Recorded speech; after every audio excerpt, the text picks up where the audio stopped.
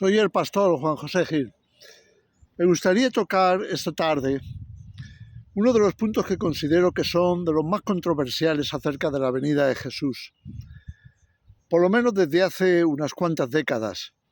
Me refiero a si Jesús vendrá a arrebatar a la Iglesia antes o después de la tribulación, o en medio, como dicen algunos. Sabes, hay mucha confusión al respecto. Yo este tema lo he tratado de muchas maneras porque llevo muchísimos años estudiando acerca del tiempo del fin y siempre acabamos viendo esta división que hay actualmente en medio de la cristiandad, por lo menos de la cristiandad evangélica, preguntándose si la venida de Jesús para arrebatar a la Iglesia sería antes de la aparición del anticristo o después de la aparición del anticristo. Así que hay que volver a tocar el tema. Yo diría, no es mi plato favorito, porque ya lo hemos visto tantas veces y para mí está tan claro en la Escritura, pero sé que hay muchísimas personas que no lo ven así, muchísimas personas que han recibido otra formación, otra instrucción, y entiendo que cada cual defienda su posición. Lo que pasa es que todos tenemos que estar abiertos, yo me incluyo también, tenemos que estar abiertos para ver todo el resto de la Escritura, todo lo que nos dice.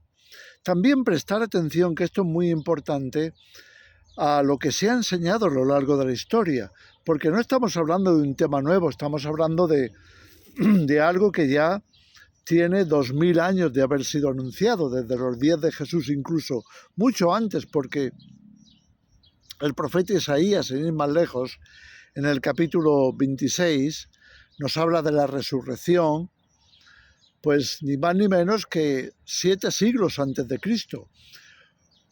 O incluso el profeta Ezequiel, en este capítulo tan famoso, el capítulo 37, donde nos habla del Valle de los Huesos Secos, pues ahí también se está anunciando la resurrección. Y sabemos que la resurrección de los creyentes forma parte del mismo acontecimiento, es decir, la resurrección y el arrebatamiento de la Iglesia son parte de lo mismo, ocurren a la vez.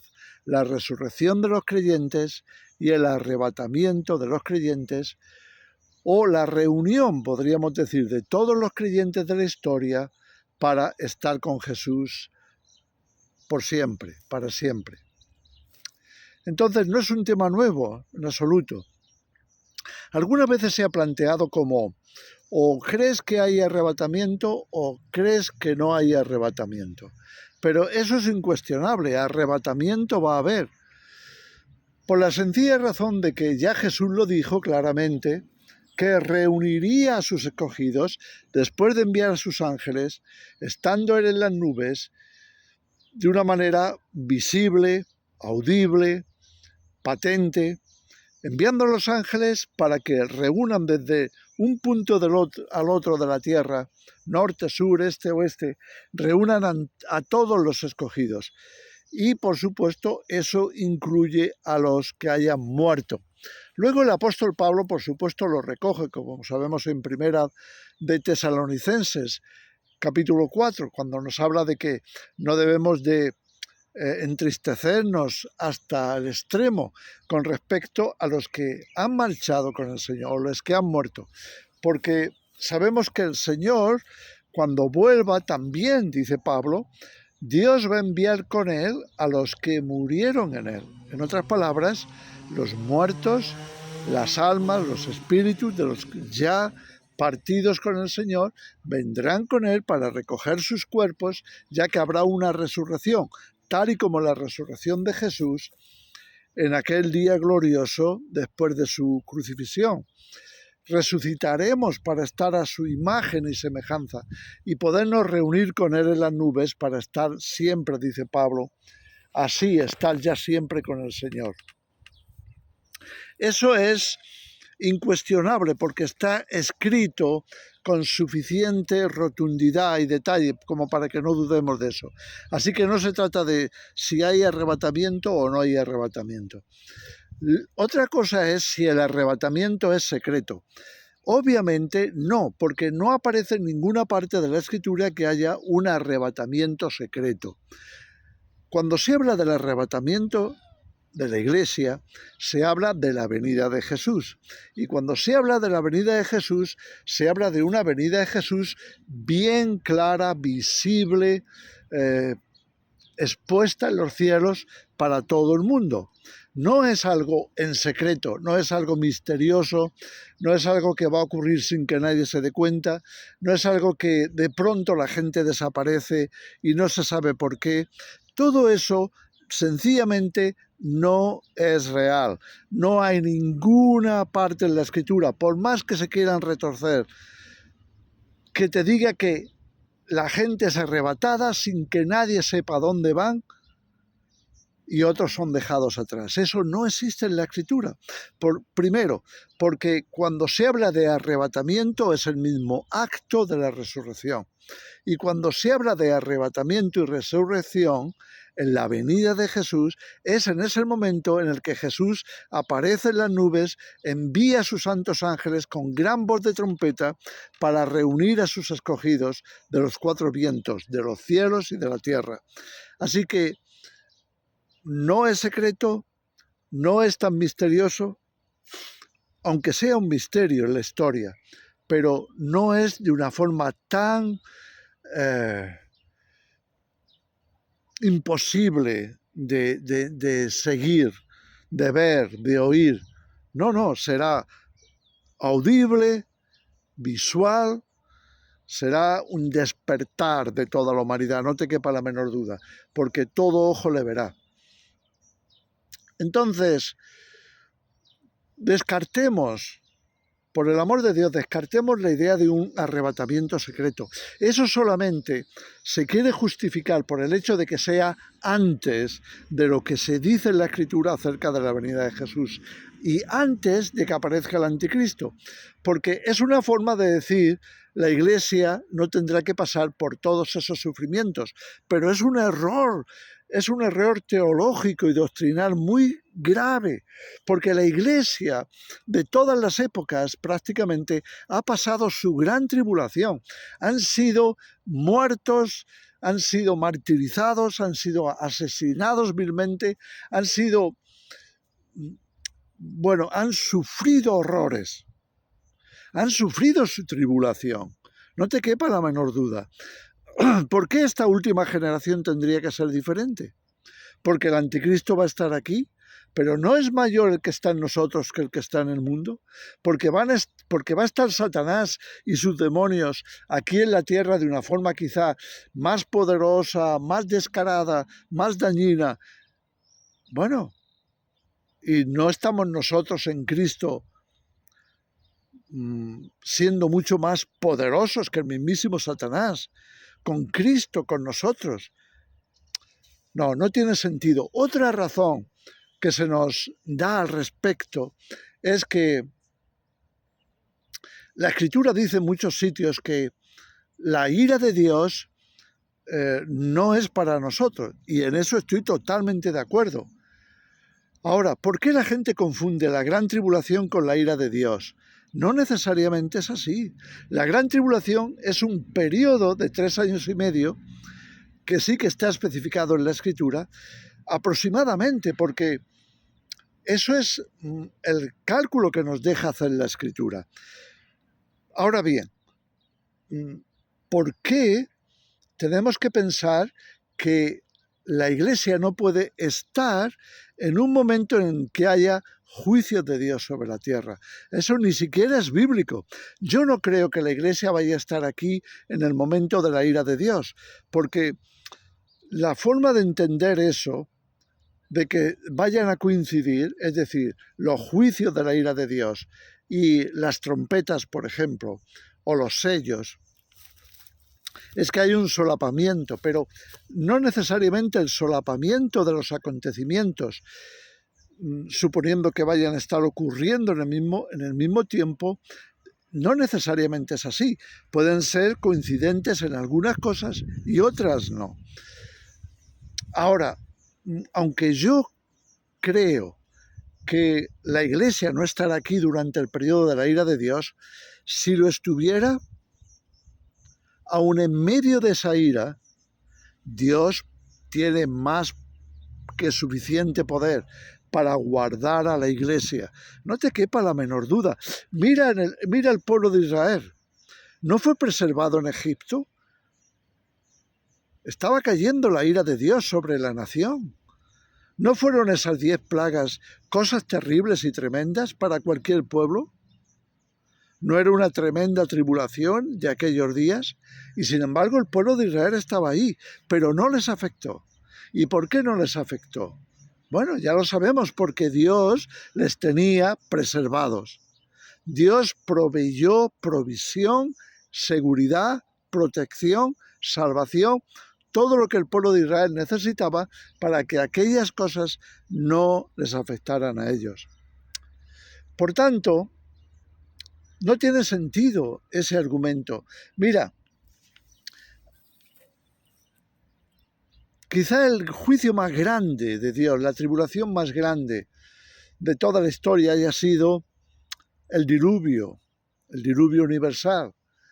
Una lluvia terrible de 40 días sin parar, de día y de noche, cayendo del cielo, emanando de la tierra, de todas partes venía agua. Y la tierra por entero quedó anegada, pero Dios ya había provisto salvación, había provisto refugio. Algunos piensan que el arca es una imagen del arrebatamiento. De ninguna manera. El arca también estaba aquí cuando caía el diluvio. Y los habitantes del arca, los 8, es decir, Noé y su familia, que iban en el arca con todos los animales, también recibieron esa lluvia sobre sus cabezas, pero no se mojaron, porque llovió sobre el arca, pero no sobre ellos, ya estaban refugiados en ella. El arca sencillamente sobrevivió. El arca sencillamente flotó. Fue a la deriva, guiada por Dios. Entonces, por supuesto que pueden venir grandes juicios de Dios, y a veces vienen. Y la Iglesia está aquí. Y la Iglesia puede ser preservada perfectamente. Por tanto, no tenemos que dejarnos guiar por eso. No debemos de pensar, no puede coincidir una cosa con la otra. Por supuesto que puede estar aquí, podemos estar aquí. Estar en medio de los juicios de Dios y no ser afectados. Es más, fíjate cómo en Apocalipsis 12, cuando se dice o se advierte que Satanás ha descendido con gran ira sobre la tierra, y dice, ¡ay de los habitantes del mundo! Pero también nos dice que la mujer huyó al desierto, donde tiene un lugar preparado por Dios para que allí la sustenten por 1260 días. Es decir, 3 años y medio que coinciden con los 3 y medio años últimos que consideramos que son los de la gran tribulación. Eso es a lo que apunta la Escritura. Entonces, ¿por qué Dios no va a proveer seguridad, salvación, provisión? Lo hizo con Lot. También fue un juicio de Dios contra Sodoma. ¿Y qué ocurrió? Bueno, los ángeles intervinieron. Sacaron a Lot, a sus hijas y a su esposa. La sacaron de en medio de esa situación para que estuvieran unos kilómetros más allá a salvo, hacia el desierto. Entonces, ¿por qué no puede hacerlo Dios ahora también? Y salvarnos. ¿Por qué tiene que ser o estás o no estás? O estás en la tierra o estás en el cielo. Porque este es otro problema teológico. Se pinta entonces una iglesia que está una parte en el cielo y otra parte en la tierra. Una parte a salvo con Dios para que no pase la tribulación habiendo sido arrebatada anticipadamente, y otra en la tierra que sí pasa la gran tribulación. Algunos dicen, no, esos son judíos o personas que se convierten después. Pero ¿qué más da? Son la iglesia. Si son judíos, dice claramente en Apocalipsis 13 y 14, dice que son creyentes en Jesucristo. Y por tanto, si son creyentes en Jesucristo, son hijos de Dios, miembros de su iglesia, porque ya no hay en Cristo ni judíos ni gentiles, somos uno, somos la iglesia de Jesucristo. Así que, por el amor de Dios, seamos sensatos, no podemos tener una visión tan superficial, yo diría infantil, de los acontecimientos. La iglesia será arrebatada una vez y estaremos todos, no te quepa la menor duda, todos los que sinceramente hemos confiado en Jesús y le hemos seguido en obediencia. No que no hayamos fallado alguna vez, no que no hayamos cometido errores, disparates incluso, pero nos hemos arrepentido, hemos vuelto a los brazos de nuestro Padre Celestial por medio de Jesús y estamos unidos a Él en el Espíritu, formando parte de su esposa, de su cuerpo. Y seremos arrebatados todos juntamente con ellos. No va a haber una iglesia arriba y otra iglesia abajo. La palabra nunca dice eso. Entonces, por el amor de Dios, reflexionemos un poco. Conozco muy buenos cristianos, muy buenos pensadores, teólogos, escatólogos, que también comenzaron creyendo, porque les enseñaron así, que habría un arrebatamiento secreto de la iglesia y después vendría el anticristo. Pero he visto también cómo cambiaron de opinión. Cambiaron de opinión porque un estudio más exhaustivo de la Escritura supera ese concepto. Fijaros, ese concepto aparece en la escena del cristianismo hace aproximadamente unos 150 años. Pero ¿qué pasa con todos los testimonios anteriores? ¿Qué pasa con todos los teólogos anteriores? ¿Qué pasa con Ireneo de Lyon, Hipólito? O sea, los santos padres, o los padres de la iglesia, como se les llama, los padres de la iglesia estaban explicando el Apocalipsis muy poco después de que Juan lo recibiera, porque estamos hablando de discípulos de Juan, de los discípulos de Juan, es decir, segunda y tercera generación después de los apóstoles, y estaban explicando Apocalipsis, y estaban explicando que la iglesia estaba aquí en el tiempo del anticristo. Entonces, ¿no vale nada el testimonio de ellos? Ellos que fueron discipulados directamente por Juan y otros discípulos. Por supuesto que sí. Entonces, toda la historia de la humanidad ha permanecido esa explicación de Apocalipsis, de la escatología cristiana, y de pronto, hace 150 años, comienzan a aparecer algunos maestros que dicen que no, que la iglesia no va a estar aquí durante el reinado del anticristo. Falso, por el amor de Dios. Seamos maduros. No podemos ser tan escapistas de pensar, no, Dios nos quiere tanto, nos ama tanto, que no dejará que estemos aquí durante la tribulación, por el amor de Dios. Entonces Dios no ama a los que ahora mismo están siendo perseguidos, martirizados, machacados por los impíos, por aquellos que odian a Dios y odian el nombre de Jesús. No es así. Entonces, ¿por qué iba a tener un favoritismo por nosotros? Sacándonos para que no conozcamos al anticristo, para que no seamos perseguidos por él. ¿Por qué? No tiene sentido. Cuando Apocalipsis 13 y 14 nos dice claramente, y Apocalipsis 20 nos dice claramente que la iglesia estará aquí. Es más, en Apocalipsis capítulo 7 nos dice que había una gran multitud que nadie podía contar, y dijo, estos son los que han salido de la gran tribulación. Si han salido de la gran tribulación, no es que Dios les ha librado de estar en la gran tribulación, sino que han estado en la gran tribulación, pero han sido después arrebatados. Han salido de la gran tribulación. No puedes salir de un lugar en el que no hayas estado. O estás o no estás. Ahora, si estás, podrás salir de ahí. Es decir, estas cosas son de cajón, son sentido común. Por tanto, La esperanza no es cambiada por esto. Nuestra gran esperanza es la venida de nuestro Señor Jesucristo, tal y como Él lo dijo y lo haremos en Mateo 24, en Marcos 13, en Lucas 21, Lucas 17. Son muchos pasajes. Los apóstoles estuvieron hablando de ello y finalmente Apocalipsis. Jesús vendrá con sus santos ángeles. Resucitará a los muertos, rescatará a la iglesia y nos iremos para estar para siempre con Él. Y después ya sabemos lo que viene, tal y como está en Apocalipsis. El reinado de Cristo, el reinado de Dios por toda la eternidad. Entonces, por favor, tomemos nota de estas cosas, no nos dejemos llevar por algo que suene novedoso. ¿Hay arrebatamiento? ¿Será con la venida de Jesús? ¿Será juntamente con la resurrección? ¿Nos iremos para estar con Él para siempre?